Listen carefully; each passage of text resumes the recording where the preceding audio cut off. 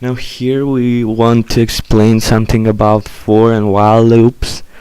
For loops we use if we want to display a loop of numbers, for example a range from 1 to 10 or 1 to 20.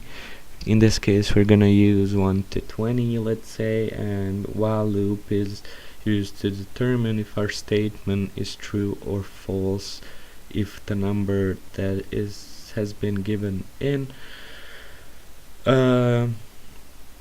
is compatible with the statement that we gave for the while loop. So I'm gonna start with the for loop. To start with it, you just start writing it. You don't need to define any integer. You can all of it can be done inside of the loop. For example, integer a equals 1. Now that's saying that our number is gonna start with number 1, and then we add to which number we want it to go. For example, a is smaller or equal to 20 if we want that our number goes to number 20, and including the number 20.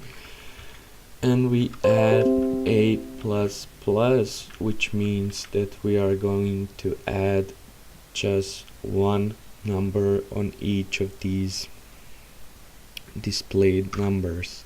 It will go 1, 2, 3, 4, 5 all the way to 20, including 20.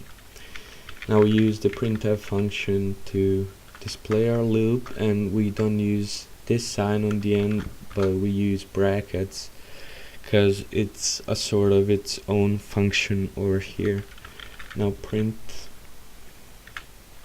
f quotation marks number, let's say just number, and we need to add the variable or the data type of the integer, which is going to be displayed here. Now if we go and run our program, you can see there's no number over here. That's because I forgot to put the integer sign over here. Now if we run our program, it's gonna display the numbers from 1 to 20. Now if you put 3 over here, for example, and you run the program, it's gonna display numbers from 3 to 20. Same goes with the number 20. If you put 15 in and run the program, it's gonna go just to 15.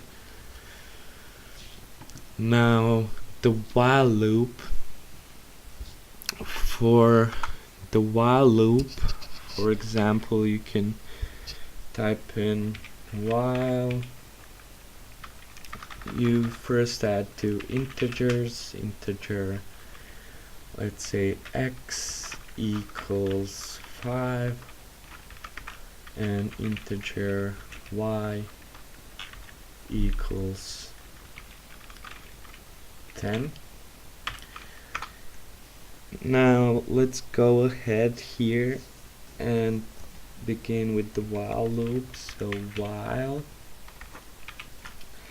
let's say here x is larger than 1,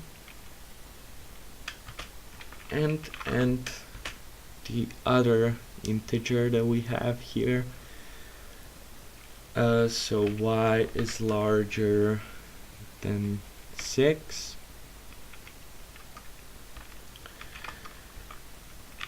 print f,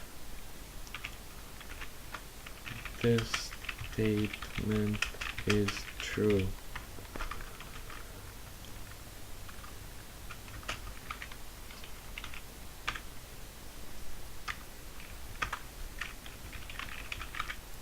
I'm gonna put in return because it's another function. It's written out of the main function.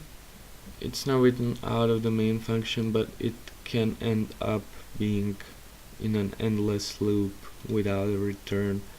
So I'm just gonna put in a return there. So the statement is true, as you can see, and then if you change it to be false, then it will just skip through this part here. So that's it for this video.